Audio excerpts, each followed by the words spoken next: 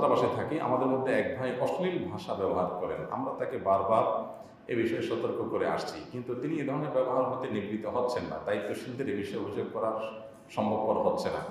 সকল সহ্য সীমা অতিক্রম করার পর কয়েকজন মিলে তাকে উত্তম মধ্যম দেয়। এখন তাকে এই প্রহার করা জায়েজ হবে কিনা? দেখুন, আইন নিজের হাতে তুলে নেওয়া ইসলামের দৃষ্টিকোণ থেকেই উচিত না। চেষ্টা করা দরকার সর্বোচ্চ যে তার অন্যায়কে বন্ধ করার জন্য যথাযথ কর্তৃপক্ষের মাধ্যমে তাকে প্রেসার দেওয়া, যাতে করে সে তার অন্যায় থেকে বেঁচে থাকে।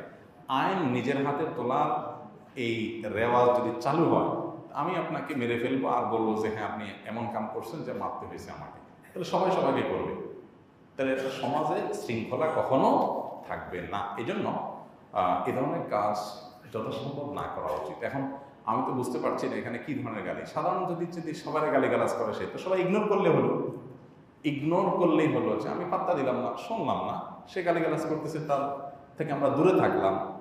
এটি তো সবচেয়ে সহজ সমাধান। তারপরও অ্যাকচুয়াল সমস্যা কি উপস্থিত হয়ে সশরীরে সাক্ষাৎ করে ডিটেল বললে হয়তো আমরা আরো বিস্তারিত পরামর্শ দিতে পারবো।